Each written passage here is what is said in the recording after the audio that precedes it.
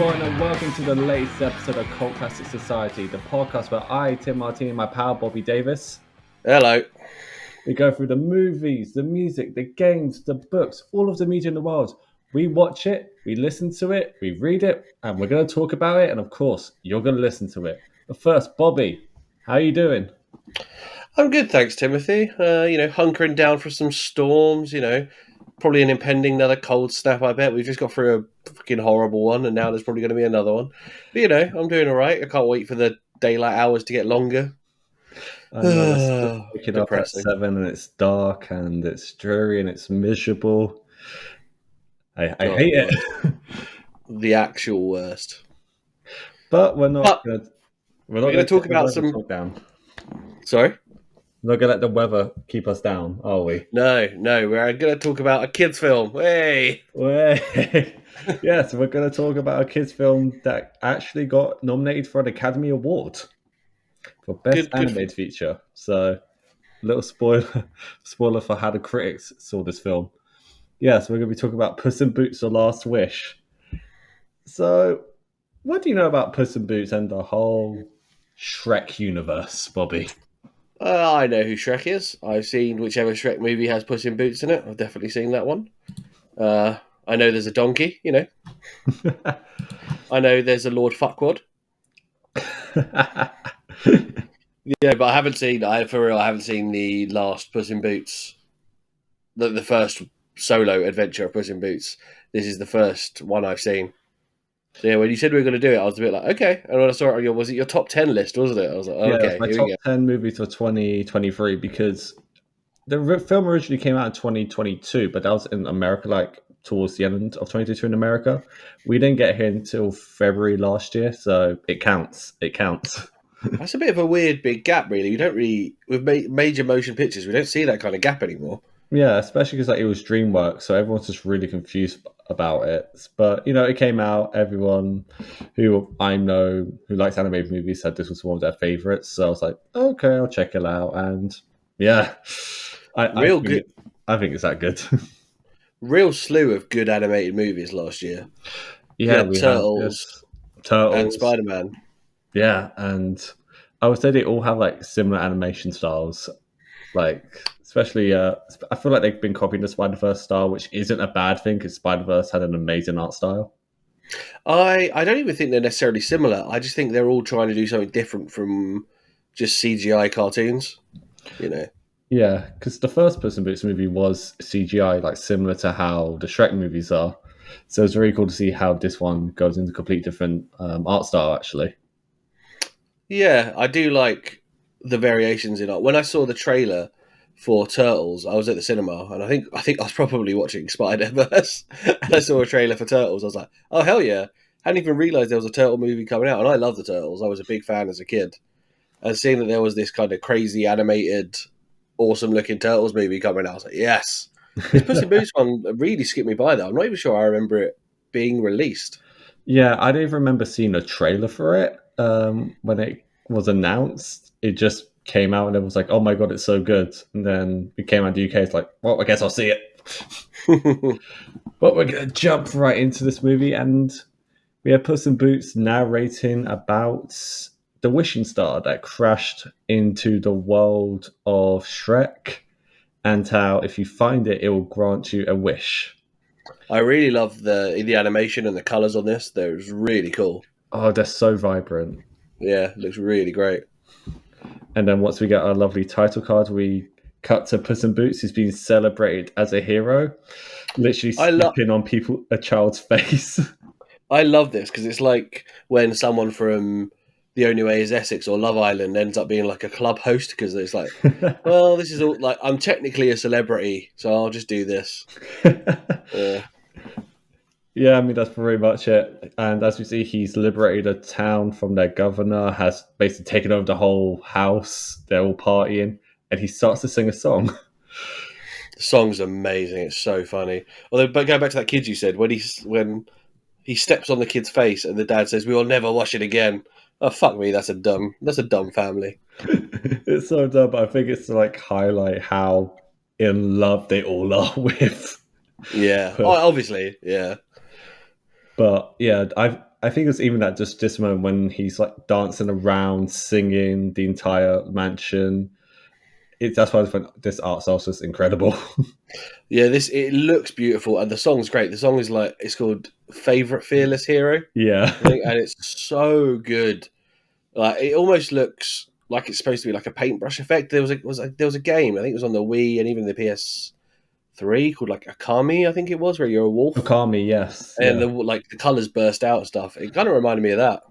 Yeah, absolutely. I remember when this came out, I saw a review of it, and he basically said like all the animators like who grew up on anime and Japanese like manga are now animating modern movies, and I feel like you see that a lot, especially in how the action scenes are animated in this.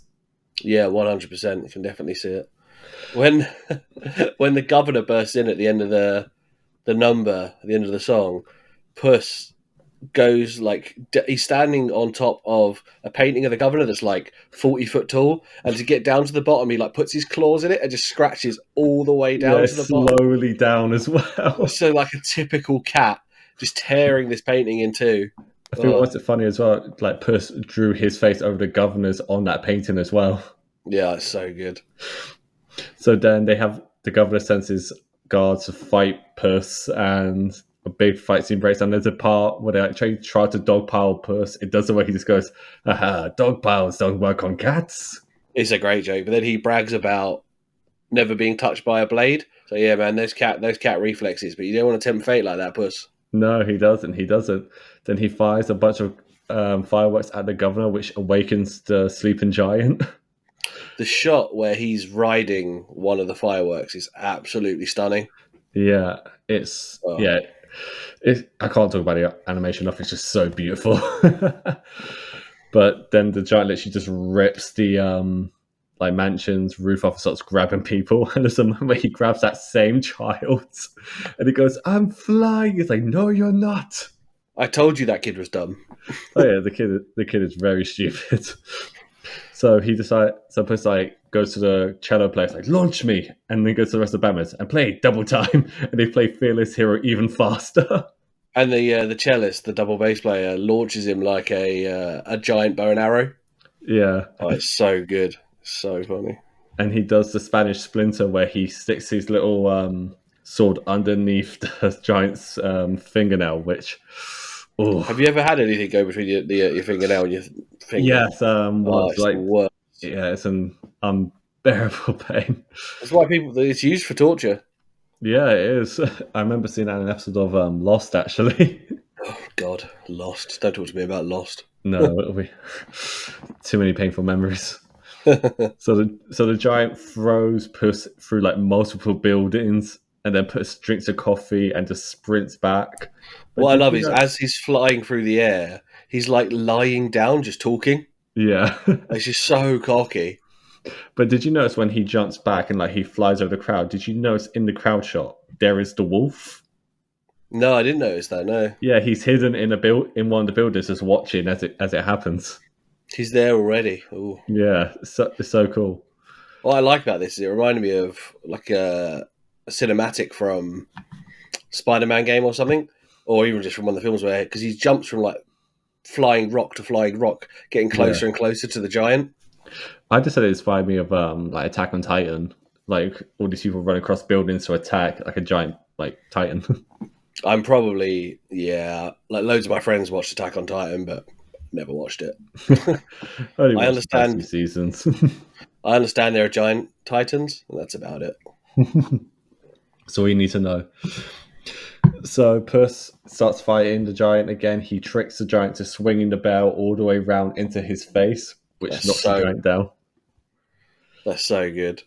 So good. And then so Puss is just there, the bell's dangling above him, and he's just there being caught too much in the adulation of the crowd. And he goes, "The legend will never die." And then the bell just squashes him.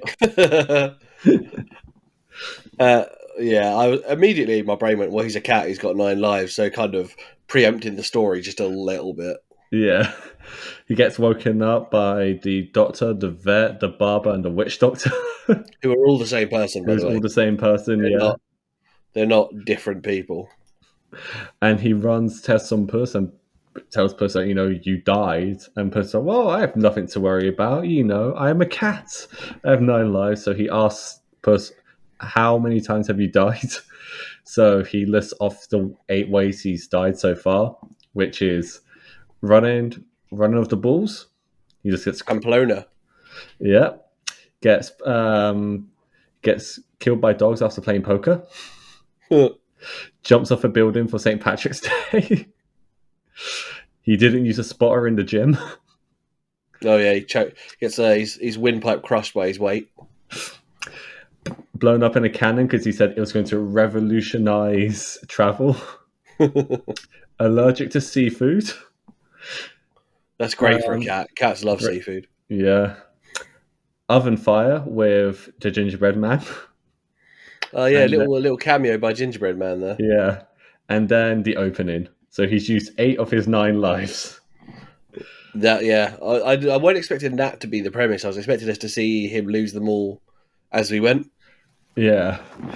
What I like when the doctor / whatever else all the years does the reflex test on his knee, Yeah. just acts like a proper cat. He just starts pouring at him and hissing. He's like, And then he goes reflexes. Cat-like.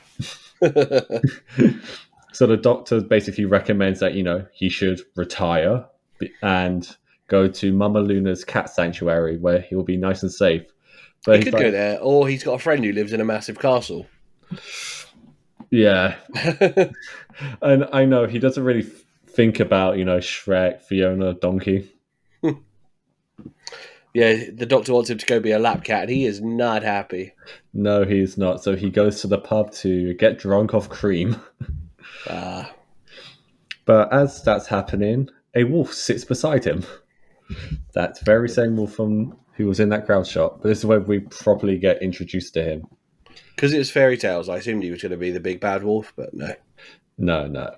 But he shows that he has a bounty on Puss, and he highlights that the dead or alive part. He's like, yeah, dead. So obviously Puss is like, oh, okay, a bounty hunter. So he gets ready to fight him, but the wolf is just too fast for him. And he draws blood. Yeah, like the animation of like not even just the blood, but like all the hairs on his arm like sticking up in that scene. So good. So good. The animation is beyond. Like we're entering a real phase of, especially with what feels like old kind of kids IP. So Spider-Man, Turtles, now a kind of Shrek spin-off. They're all going, you know what? All the people that loved these in the 80s and 90s and the early 2000s as kids now want something extra. So all us millennials who were there for the original run are now like, yeah, give us it, but give us a better updated version. Give us some of that early Marvel Cinematic Universe style comedy with great animation. That's all you need. Oh, you yeah. get something for the kids and something for the adults. Oh, yeah. So the wolf keeps knocking Puss's sword out of his hand, and he basically kicks the sword to Puss, going, pick it up, let's fight. But Puss runs away, and he basically he skates through the toilet. They do a really good job with Puss's facial expressions and body language of how a cat really looks when they're scared. Yeah. They really hit that on the head. Yeah, there's such great attention to detail in this movie. We get a flashback, including Shrek as well. Yeah, but did you recognize like the scene they were mimicking with those three? No, I didn't know. It's the bit from Hakuna Matata in the Lion King. Yeah, sorry. Yeah, I thought you meant sorry. I thought you meant they were doing a scene from an old Shrek movie. No, yeah, I did. I noticed the across the fallen tree, isn't it? Yeah. It's very cheeky of them, but I love it. So Puss is now disgrace. Well, in his mind, disgrace. So he runs to Mama Luna's cat rescue. But before that, he holds a funeral service for the Puss in Boots Monica, and he buries the attire. It's so funny when he does his own eulogy. Oh, it made me laugh so much. It's like, there are not enough words to speak about him. Walks away. But be ashamed not to try. It's so funny. It's just he can't let it go. He's still Mr. Arrogant. Yeah. And then he walks away again. He's like, and how about the song? And he sings Fearless Hero, but he starts crying halfway through. He just can't manage it. It I, feels, I yeah, don't think we pointed out actually. He's voiced by Antonio Banderas for people who haven't watched the other movies. oh yeah, he always is, isn't he? Shrek and everything. He's Yeah, always Antonio Banderas. Yeah, and I mean, you can just tell he's given up his all to this role. yeah, for sure. He, I think he's now kind of, what is this? His fifth time playing Puss in a film. Yeah, yeah, Yeah, so he's one of his characters now. yeah, absolutely. So he gets taken in by Mama Luna, and she decides to call him Pickles. Pickles. Sorry, just to jump back a bit. What I love about that scene with the eulogy is he's not eulogizing even the moniker. When you really look at it, he's eulogizing his own fucking ego. Yeah, It's because he literally the kind of the next scene or two, you just see his ego break. yeah. Yeah, As he's getting more and more domesticated, yeah. because he's at first he's there trying to use the toilet like a person that she's standing He on the actually. toilet bowl pissing in. What's funny you say that he starts acting like a proper cat. He does cat like stuff. So when he buried the outfit, he Yeah, actually he buries buried it it backwards. through Yeah, his legs with the front paws, very much like how a cat would bury in like cat litter. yeah. It's like in some aspects he acts like a cat, and others acts like a person. Yeah, Like when he's like cooking himself lunch, but Mama Luna keeps spraying him down, so he's forced to eat the dry cat food. I love when he knocks on the door and she's like, "Is it the health department?" Fuck me. It's like, no, no, this is just another cat being delivered to you, who without his boots looks scarily like my cat. What I love as well is like he gets so broken, he just grows a scraggly beard. Yeah, over the space of a couple of weeks, he somehow gets even though he's already a cat and already fluffy, he manages to grow like a long, well, I'd call it like a Three Musketeers beard. Yeah, Yeah. which I find funny because you'd think maybe Mama Luna would like look after him and like trim the beard or whatever, Well, but no. she's got too many cats. It's actually unhealthy. Although I do like when the way she gives him a bath by putting him in the bath with her. So Yeah, funny. we cut to the town for the opening, and we see that Goldilocks and the three bears are looking for Puss. I just Yes. love how cockney they are. Oh, well, did you obviously people playing them all? You've got Ray Winston playing Yeah, Daddy Bear, isn't it? Oh God, her name's just gone from my head. we have Olivia Colman Olivia as Colman Mama as Mama Bear Bear. Yeah, and Florence Pugh as Goldie. yeah, she smashes it. All three of them smash it. No offense to the actor playing Baby Bear, I wasn't familiar with any of their work, but No, like you have like three like British like legends. staples. Yeah, Yeah, and they all just smash it. And I love the idea of them being a crime family. so funny. When Puss is at the house, he also meows at the cats, and they all look offended. He's like, "Oh, sorry, it's my second language." I love when he's eating his food again, and he's getting hit by like a wagging tail, and he goes, "Oh, do you mind?" And it's a dog just awakens, just, "Oh my god, she can talk." He's like, "No hablo inglés." It's like, "Oh no, I speak Spanish." I speak Spanish. Like, I don't speak Spanish either. I just don't speak. Leave me alone. I like how he's basically broken to the point. You know the way prison, especially is depicted in movies, as breaking people down, Yeah, especially in old movies. That's what it looks like. He looks like he's in prison now and he's been broken. pretty much. Yeah. So this dog just gets obsessed with Puss because he's like, "Oh my god, we both speak." It's like, "Oh, you're my best friend. Like, can you rub my belly? Because I'm trained to be a therapy dog." Oh, I love this dog. He's so mangy, bless him. He looks like a mess, but he's like, I'm going to be a therapy dog. Oh, bless And him. he's had to sneak in because obviously it's a cat sanctuary, but he's hiding under the floorboards with the cockroaches and the flies. Oh, bless him. He's so cute. I love him. It's hilarious. Like I love how it cuts to like even Puss just being on the toilet, like on the cat litter tray, and the dog just staring at him. Yeah, so his disguise is quite bad as well. All he's got is he's got a it's like a beanie hat, but with a pattern of a cat stitched on it, and that's Yeah, it. That's his disguise. that's all he's had to do. So Puss looks at the front door and he sees like the silhouette of a creature, and he thinks it's the wolf that's found him again. But no, it's Goldie and the three bears. They're tracking down Puss, and they just cause havoc in this cat sanctuary. Like even to the point they grab Mama Luna and they just throw her in the piano, and Wh- Papa Bear just starts playing. What I love about the way they bully and try to intimidate Mama is they actually do the one's doing it too soft, one's doing it too hard, Yeah, and then Baby's the one who does it just right. it's hilarious. Kind of that little And there's a little. moment when they grab Puss and they're like, "This is him, this is him," and then Goldie's just like, "No, he's so mangy. That's definitely not him." Yeah, he looks dreadful, and they just give up on him. They put him down. And so Baby finds his grave outside, and they're like, "Oh, he's dead. You know, we need to find the map to go to the wishing star." And then, but we have to steal it from Big Jack Horner. He's like, "No, not Big Jack Horner." No one steals from Jack Horner.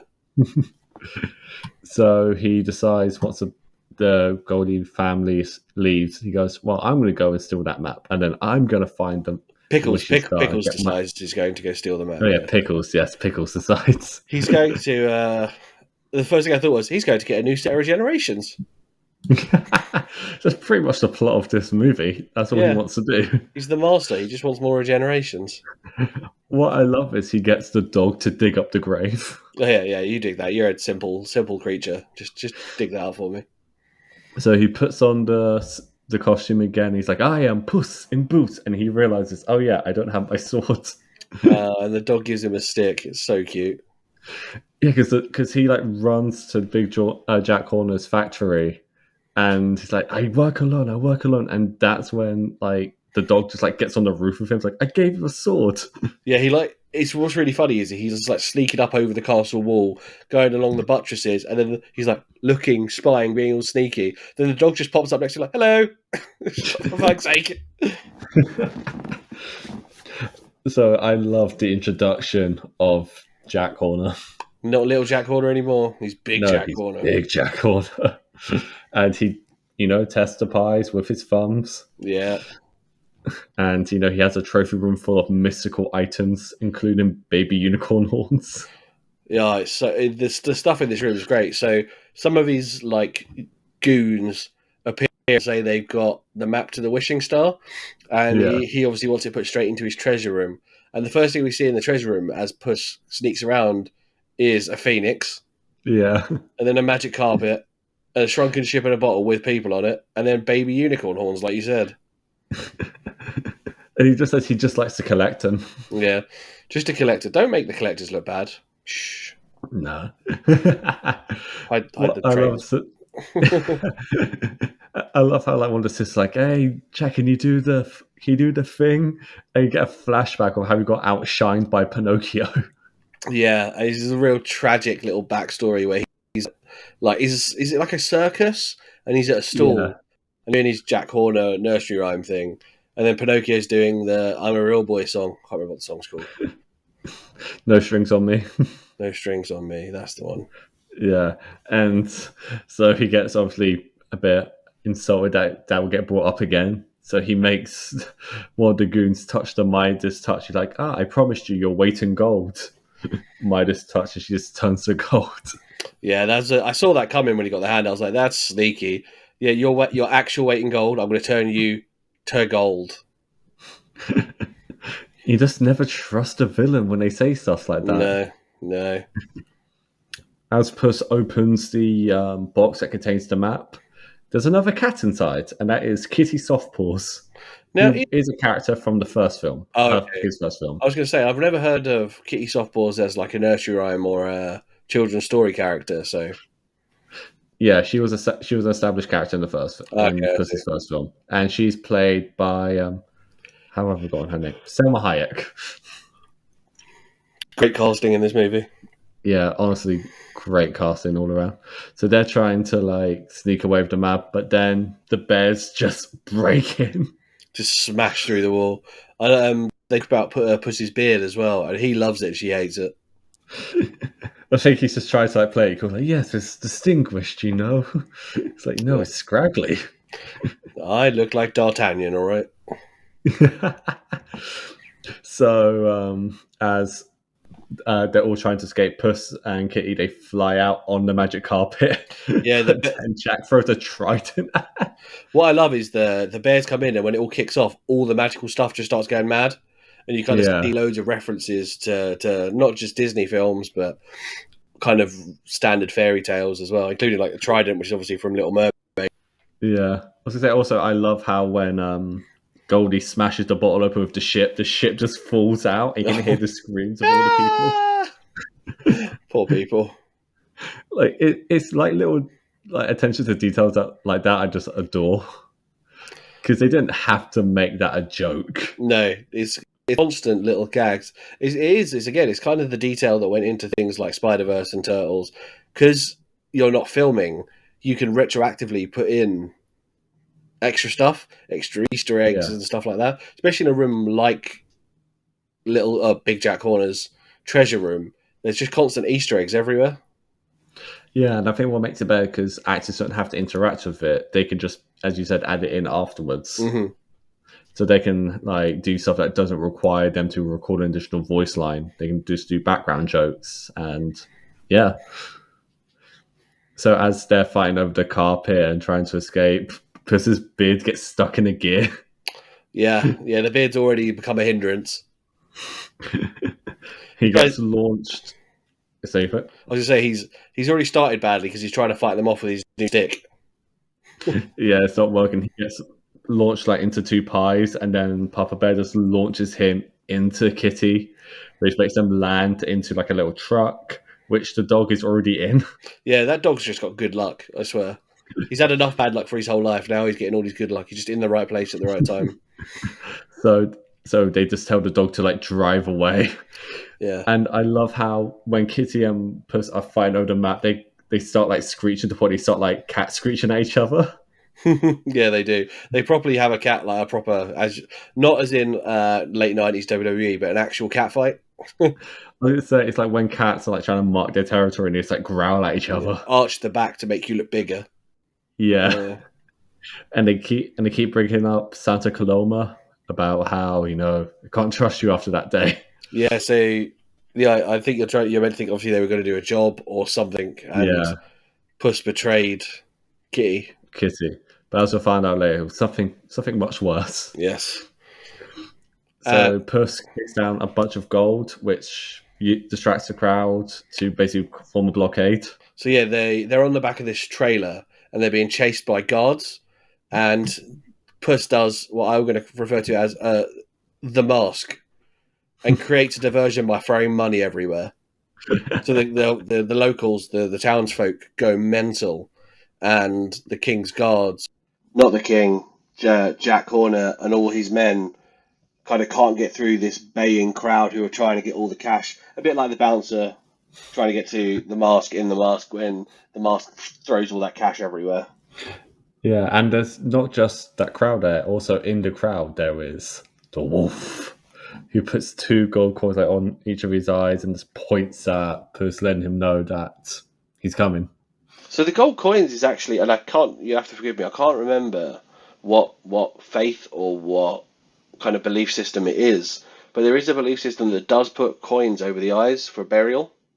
Oh, okay. Yeah, so I don't remember what it is, but we'll look it up and maybe we'll add it back in at some point. Yeah. So we go back to Jack Horner, who they even say he's voiced by John Mulaney, who I think does a really good job there. I mean, Yeah, he's he's doing his fantastic. own voice, but He's so good. so good, and he assembles the baker's dozen. I thought this was going to be more than that. I thought the Baker's Dozen was going to be a dozen. They were going to be like a nickname for like a dozen fairy tale villains, but they're not. They are just literally bakers.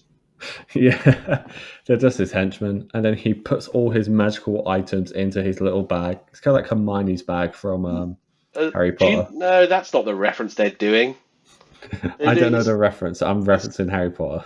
it's Mary Poppins' bag. Is Harry Potter a fairy tale? Well, it's a Disney one, isn't it? They've referenced a ton of Disney stuff, and it Oh, was a book before it was a Disney film. yes, it was. Yes. Um, and there's the ongoing idea that Mary Poppins is actually a Time Lord because she's got a device that's bigger on the inside.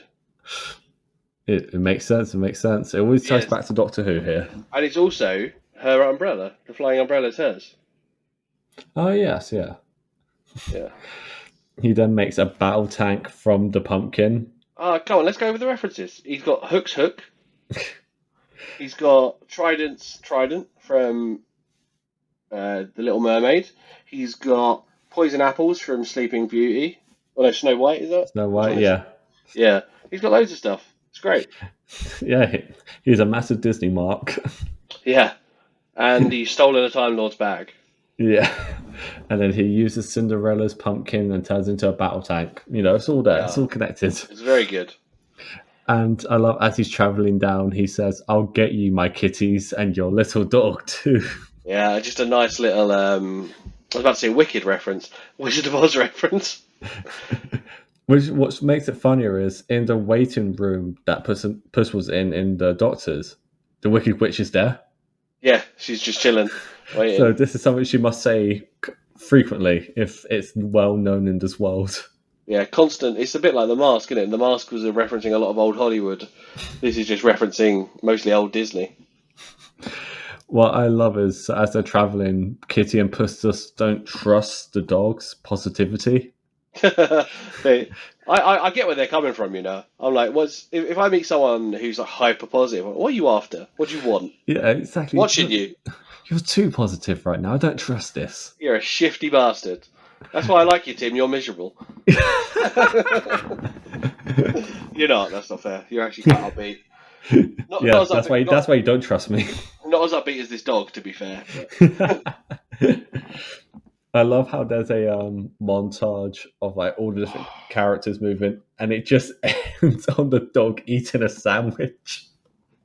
What I also love is that he's so relentlessly optimistic that he lists off a list of names that he's been given, and one of them is bleeped, but it's clearly shit for brains. Yeah. It's so funny.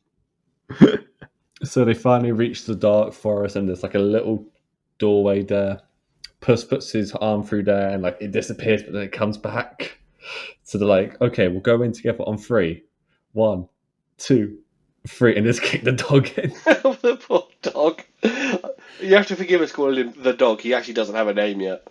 No, they don't build up. They build up to him until towards the end. Yeah. So then Kitty's just like, "Well, no, we're going in anyway." So just drags Puss in with them. Yeah, the bears and Jack Horner are tracking them, and just before they go in the forest, the area they're in looks like kind of. It looks like the Looney Tunes Wild West. Yeah, The colorscape is very like Roadrunner and Wile E. Coyote. but then when they go into the dark forest, it's very vibrant world. Like Yeah. Kitty's like, "I should have had my quinceanera here," and then they have a cute off for the map, Oh, it's so funny. which makes the dog just faint because it's a cuteness overload. Yeah, so they're doing. If anyone's seen, is it Shrek 2 that Puss is first in? Yeah, And he does, to get his own way, he does the big eyes and holds the hat under his little paws and basically becomes like the cattest cat face you've ever catted. yeah. And he normally gets his way, but him and Kitty are just trying to do it to each other and it doesn't work.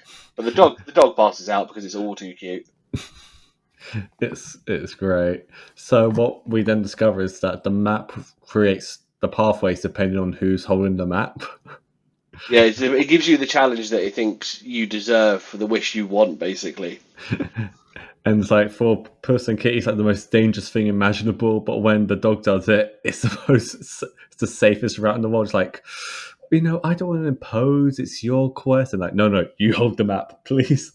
What I like, and I'm kind of reading into it because I don't think they say it outright, but I think it's because the dog's quest is quite wholesome Yeah, and the others are being quite selfish. yeah. I think that's the whole point of it because he's just along for the ride and he's just happy to have friends, but they're like dead set on having a wish that's going to benefit themselves. Yeah, and he's little. Their adventure is like a fiery hellscape, and his like la la la dreamscape. Well, like I feel, they literally go through the first place, which is a pocket full of posies. yeah, and it's literally a field of roses. And what's like funny because they're like giant roses, and Kitty and Puss first thought is just attack them, Yeah, When the dog just like walks through, just sniffs the roses, and they just let him through. So he goes and has like, a no, great no, you have time. to enjoy it. And then, as that's all happening, the bears arrive at the edge of the forest, and they tell you what their wish is. And the bears' wish is that they don't have to hibernate. Yeah. And we'll find out eventually what Goldie's wish is, but it's much more different. After the flowers and they kind of go through, and the dog relaxes, and he's smelling the roses, and the plants are helping him forward. He tells his story as he's walking, like his life story, and it's fucking harrowing.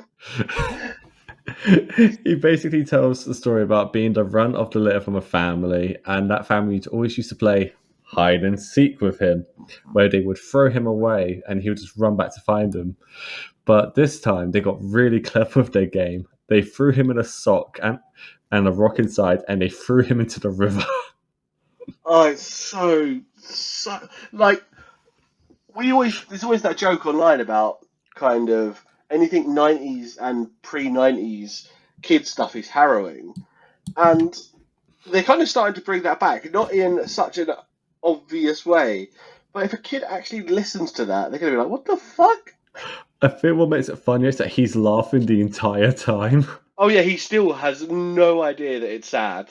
And He, he says jokes on them because that sock they threw me in, I gnawed into it, I grew with it, and now it's my sweater. oh bless him, he's the best. So as they're walking, telling the story, the bears and Jack are fast on the trail, and Jack struggles to pull Excalibur out of the bag. But then when he Yeah, eventually does, it's still attached to the rock. yeah. So he's got Excalibur, but he is not worthy. You know, So but, he just brought the rock with him but he's still able to use Excalibur to knock the bears off the path. because he's massive and just swings the rock at them. Yeah.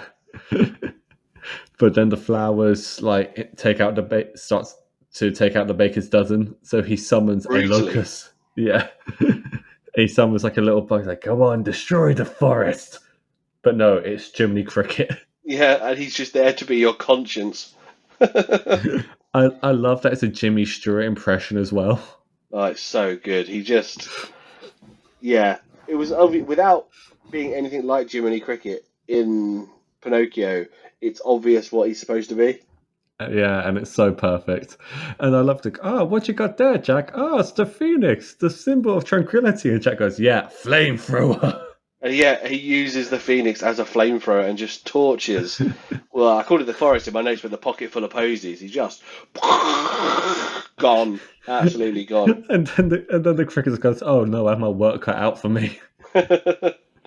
Kitty tries to teach Dog how to do the cute eyes Yeah. and face, and he just doesn't do it. He ends up like His eyes just blowing like one eye out. bulging out of his skull. He looks like a pug who's struggling to breathe, even though he's not a pug.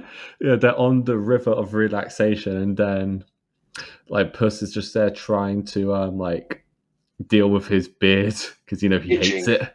It's Yeah, itching, it's itching yeah. him. So he goes to Kitty, he's like, I've been thinking my beard, well distinguished, it robs the world of my beautiful face. But that dispels immediately. He just starts begging, Cut it you off, know. cut it off. And So she does, but she pulls out a little like 2-inch blade. It's got a cat on the handle, and she gives him a little trim. yeah. But first, he gives him like a massive like goatee, which just makes the dog like burst into laughter. Oh yeah, she does. If you've ever had a full beard, she does that thing where you stand in front of the mirror and then cut into other styles. You have to kind of figure out what styles you can do before you lose another one. Yeah. Yeah, And then you just always go clean shaven in the end. I'm not clean shaven since I was about 19. I don't think.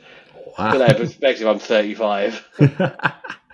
I go intermittently. Like sometimes I keep this, sometimes I go clean shaven. It's more just out of laziness to actually like maintain a style.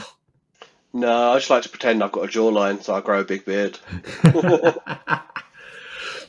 So after Kitty shaves Puss's beard, she gives him the small blade. She's like, "Ah, okay." Then throws the stick into the river, and And the the dog dog just jumps after it. Because of course, a dog. gonna chase the stick. Yeah. So they chase after him, and that's where Kitty kind of goes like, "Oh, you're taking a shine to him." He's like, "No, no, he has the map. That's all I care about." and Yeah, that's yeah. and that's when Jack appears holding the dog and pointing the crossbow with a unicorn horn at its face. That's what the unicorn horns are for. They're for firing from a crossbow. And I love how like the cricket goes, "Are you really going to shoot him?" Jack's like, "Yes, in the face." Oh, it's so funny. The cricket honestly doesn't believe that he's as evil as he's being. It's so hilarious. But then And the the bears intervene, just throw in some of the baker's dozen at Jack. Yeah, they just it turns into chaos. And this is what we see what unicorn horns actually do, because he accidentally keeps firing in on his own men, and it just makes them explode into confetti. Yeah, it's like, did you ever play Halo Reach? Yeah, You could unlock that perk where if you got a headshot, their head exploded into confetti. it's so much that because I'm actually playing through all the Halo games right now because I have the Master Chief Uh Collection on PC. oh, nice. So I think this was only in No, it's in all multiplayer. of them actually. Because I I remember know, it being back in Halo 3 as well. but yeah, that's only in the multiplayer modes though, isn't it? You can't get it on. No, in the campaign, it was a certain skull you had to unlock it. Oh, and then hell yes, and it's only for the grunts, isn't it? Yeah, You yeah, get a headshot on a grunt, it goes way. yeah. That stock sound effect. Yeah, I think that someone was inspired by Halo. Yeah, definitely, definitely. So, in the whole chaos of what's going on, Puss actually spots the wolf, and so Right. he runs away in fear, and that allows Goldie to grab the map, which completely changes the landscape because now the path is designed on what her path is meant to be now. And what's her hardest thing to pass? Yeah. Exactly.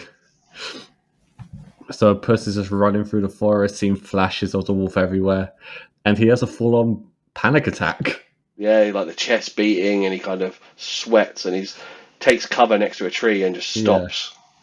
and that's when the dog finds him, and he just rests his head on Puss's belly and just helps calm him down. And he's being a good therapy dog. Yeah, Yay! I remember when like this clip made the rounds on Twitter, and it was like everyone's going, "This is how you depict a panic attack Oh in a yeah, movie." because the background goes all whooshy and stuff, doesn't it? And Yeah, and yeah, like the sound is kind of like slightly deafened from his perspective as well. It's yeah. it's a really well done scene. There's a book called The Curious Incident of the Dog in the Nighttime. Yes, they made a play of it as well, didn't they? It ran for like a couple of years here in West End.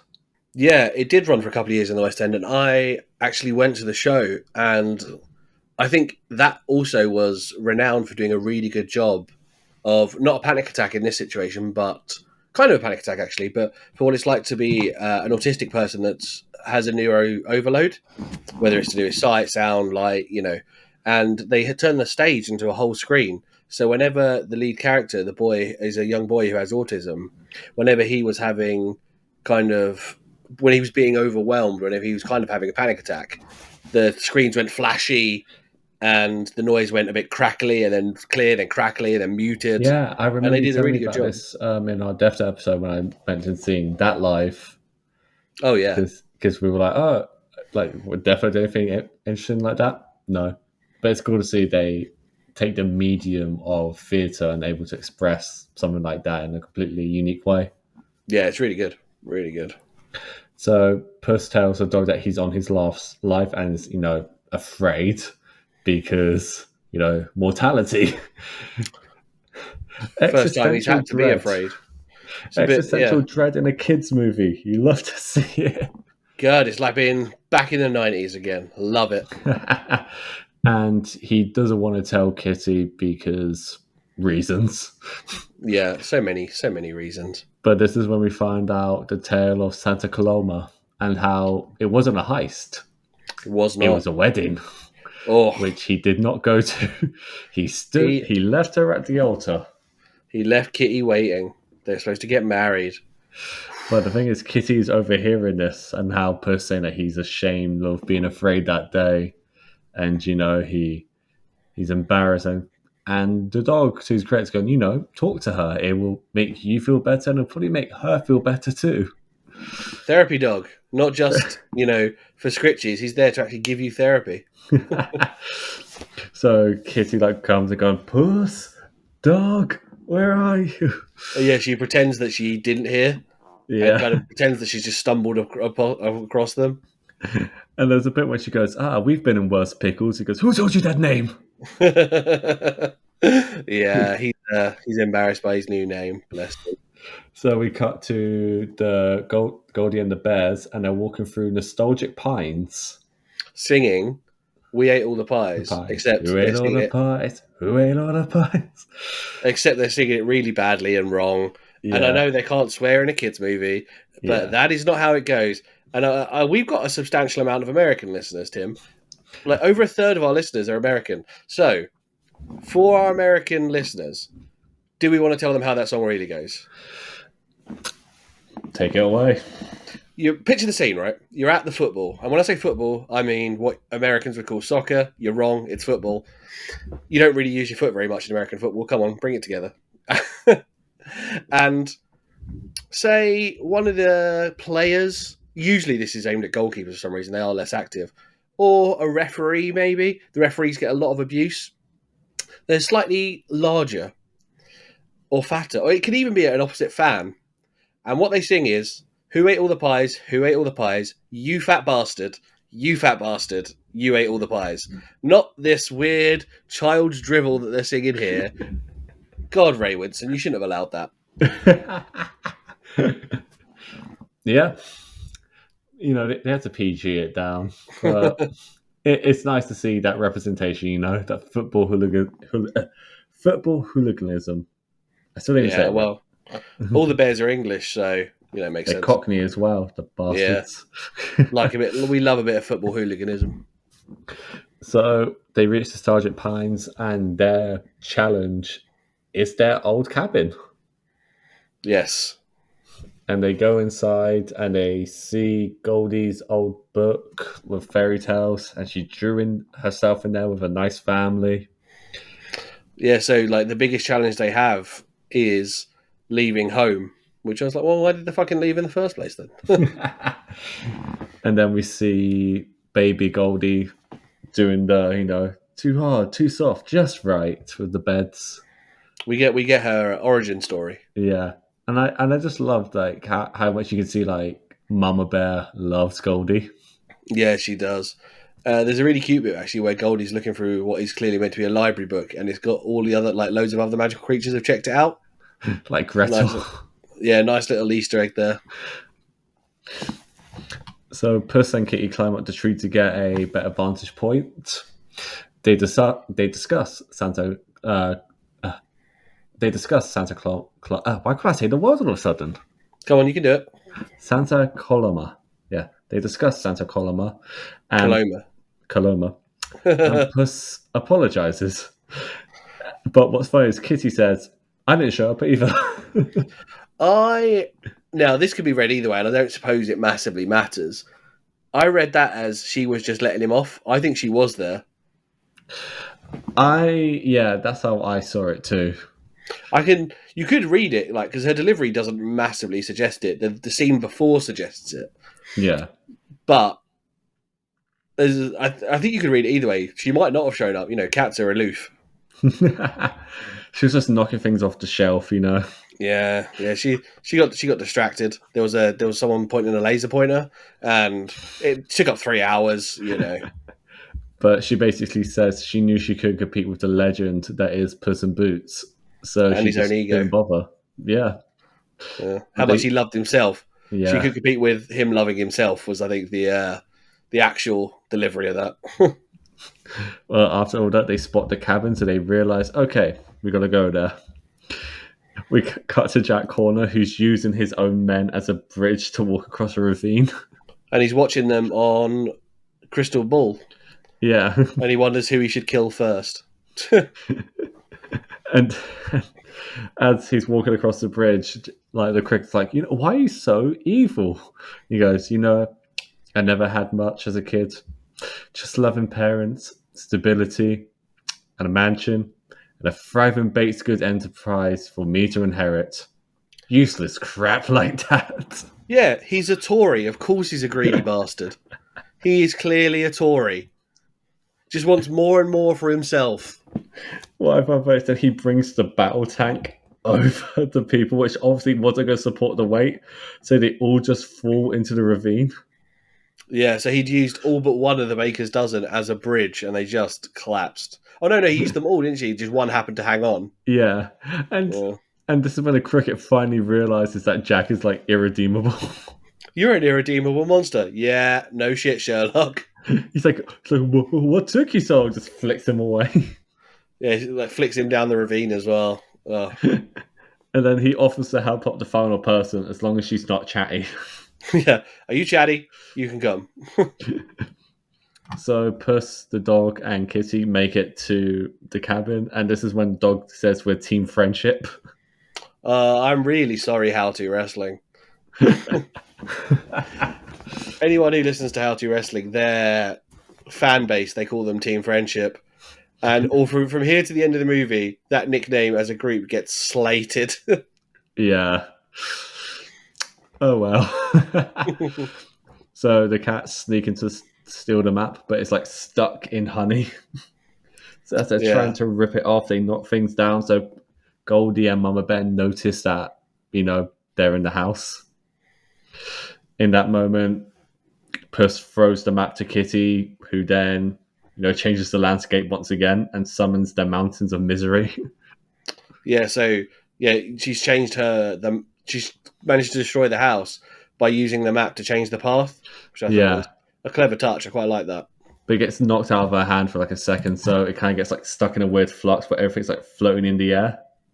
So Yes. Puss and Kitty dance their way up to grab the map. So at that point, as they grab the map again and Kitty summons the mountains of misery fully, they move up and the bears move down, but they have the dog. The bears have the dog, yeah. Yeah, and Puss is like in a panic, grabs the map and accidentally summons the Cave of Lost Souls, which splits them up because he's inside the cave and Key's on the outside. It's a bit like Superman's Fortress of Solitude. It's all made of like crystal and glass. Yeah. And at this point in the subtitles, I want to add they start calling the dog Perito. Oh, really? Yeah. This is where he gets his. They don't say it here, though, do they? They constantly refer to him as Perito throughout the entire Right. time, but that's not officially his name. But at this point, the subtitles refer to him as Perito. Oh, okay. So at this point, my notes say Perito. Cool. So Puss starts wandering through the cave, trying to find a way out, and this is when he meets reflections of all his past lives. It's so like Jodie Whittaker's last episode of Doctor Who, like sat on the edge looking at all your past lives. So it's like cats' lives do work like Time Lord lives. They're actually individual, even though they look the same. Each one is slightly individual. Slightly. And what do? They sing Mock Fearless Hero. Oh yeah, but before that they mock him for being No, that's the next like. bit. Oh, is it less? Is it the Yeah. next bit? Okay, yeah. They sing Fearless Hero. So while this is all going on, the bears are using Perito to set a trap. And Goldie and Baby are bickering with each other as, siblings do. And the And dog Rio's just loves enjoying it. So he gets involved. Oh, he joins in and he just swears at them. It's all bleeped out. It's like beep beep beep beep beep beep. And they just look horrified but amazed that this tiny dog is just swearing at them. Yeah, just ripping them to shreds. But again, while they're fighting with each other, Kitty has swapped out Perito for like a pine cone. And Baby, in his rage, activates like the bear trap and just drops like a hornet's nest on all of them. Yeah, they all get caught in their own trap. So we cut back to Puss's past life, trying to convince Puss to become the legend again. But Puss is like, yeah, but that was so lonely. Yeah, they're like, take the map and take the wish for yourself. It's like, I don't want to. No, I like having my friends. But then this is when the wolf appears. He finds his way into the Fortress of Solitude. Yeah. And this is when the wolf is like, I was there for each of your deaths. And Puss puts two and two together and goes, oh, you're deaf. Actually deaf. Yeah, and he's got little symbols of cat heads on his sides. Well, they're not sides, they're more like sickles. Yeah, they're sickles, yeah. Yeah, and there's 8 scratched out. And there's one left. And he basically says, because Puss never valued any of his lives, he's just here to end this one early. Yeah, and Puss runs. Yeah, he just keeps running and running. He runs out of the Fortress of Solitude, and Kitty sees him running and thinks, "Oh no, he's betrayed us." He looks like he's running away from them, but he's not. No, he makes it to the Wishing Star, and he's like, "Oh, okay, I'm here." But as it's going It's the on, go size of a canyon. I thought yeah, it was going to be like you could hold it in like maybe two hands. no, it's a massive platform. Yeah, So we cut back to the Goldie and the bears, and they're all arguing with each other. And this is when Goldie basically says her wish is to have a proper family, which obviously breaks the heart of the bears. yeah. Poor Mama Bear doesn't know what to do with herself. Yeah, but at this point, she just rallies the family. She's like, "Fine, if this is what you want, we're going to get you that wish." Yeah, if that's what you like, the true parentage. Okay, fine. If that's what you want, it's not for your family, but if that's what you want, we'll get it for you. So we cut to Puss. He's starting to read the rhyme to summon the wishing star like powers and get his wish, but Kitty stops him. And she basically said, "My wish was for someone that I could trust, but I didn't think I was going to need that with you because you were being cool. But now look at you." Now you're being a dick again. Ugh. And he's like pleading with her, saying, "Look, I'm on my last life, and death is literally after me." The literal death is following me. And she still doesn't believe him here. No, but they're interacted by Jack and the Bears again. And just Everyone arrives. one more massive fight between all the teams just breaks out again. Get a fucking battle royal. There's a bit where Baby's like squaring up to Jack, like, "All right, Plum Thumb, I'm gonna bust you up, and then I'm gonna steal your clothes." And Jack goes, "That was weird," and just launches Baby into like the ring out of the star. Yeah, and then he also sacrifices the last baker at some point, doesn't he? I can't remember what it Yeah, was. of course he does. So at that point, Goldie like has the map, and she's like, "Oh, I can make my wish," but Baby's still like getting dragged out. So she throws the map away and goes to save Baby. Yeah, so she could have her wish, or she could have saved her adoptive brother, and she Yeah. chooses to save her adoptive brother. So she shows she doesn't need the wish anymore. Yeah, and as I said at the start, it got nominated for Best Animated Feature at the Oscars. When. Well, sorry, I was about to say, did it win? But the Oscars haven't happened yet, have they? No, well, last year it got nominated. Oh, So yeah, it lost to Guillermo del Toro's Pinocchio. fair. I haven't seen that. Yeah, I haven't seen it too, but I heard amazing things. So yeah, the budget for this movie was between 90 and 110 million. Do you want to know Wow. how much it Okay. made at the box office? I feel like because I never even heard about it, it's going to have lost money at the box office. No, No? 484.6 million. It Oh, good made work. over 4 times its budget back. Well done. Yeah, and Yeah. that was Puss in Boots, and I think you can see why I put it on my top 10 list. Yeah, it's beautifully animated. I feel like it makes the Shrek movies look a bit like shit, which Yeah, is that's it. especially. I know the animation's a lot older and stuff, but yeah, That's it. I'm scared to go back to watch Shrek now because I'm going to be in my mind comparing it to this. yeah, and it's just much better. Yeah. Yeah. But, Bobby, what's my required reading for next episode? So this is an interesting one. So when we were discussing the name of our podcast, Tim, we threw a few ideas out there, and then I threw out Cult Classic Society, thinking wrongly that you would get the reference and that you would have watched Dead Poet Society, the seminal 1980s Robin Williams classic. And you fucking haven't. No, I haven't. So, 34 episodes in, we're going to talk about the film that we named this podcast kind of in respect of, kind of a parody of. We're going to talk about that movie. We're going to watch Dead Poet Society, Tim. It took us long enough. Yeah, well, I thought you'd seen it. No, I look forward to it. I look forward to it. Oh, God, Tim. Oh Oh, God. Where can we cool. find you on socials, Timothy? Cool. You can find me on all of the social media platforms at the Tim Martini. You can also find my music on Spotify. Just search up Timothy Martini. Bobby, where can we find you? I am B Davies _creative on the Instagram. I mostly share my graphics and video work to do with wrestling and podcasting, Purpose Wrestling, Mighty Wrestling, and same on X. I am Bobby Davies _creative. Again, mostly talking about wrestling on there, but I will also talk about films and TV. And come and have a chat. Come find us. And now we've got to list off. I think it's 7 things we've got to remember for the Yeah. pod. Right, I want to take a couple. Let's do this, Timothy. Cool, You cool, can cool. find us on Facebook, facebook.com. Look up Cult Classic Society. Come and have a chat with us. Then you've got X at CC Society Pod. You've got Instagram at CC Society Pod. What else have we got, Tim? We got Threads at CC Society Pod. We got Reddit at CC Society Pod. No, that's you slash / CC Forward, Society Pod. yes. We have TikTok at CC Society Pod. And of course, we have our email at ccsocietypod@gmail.com.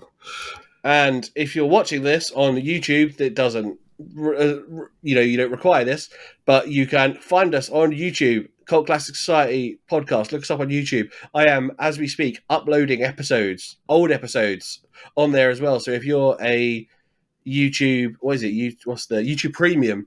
You can listen on there with your phone closed as well. I did do a nice graphic, but you don't have to stare at the graphic. That's fine. And if you're watching this and haven't subscribed yet, what are you doing? Press that subscribe button down below and hit that bell to get a notification when we upload new episodes. And comment on the episodes. YouTube's got a great interface for having a chat. We've had a couple of listeners have a chat with us already. Come and have a chat.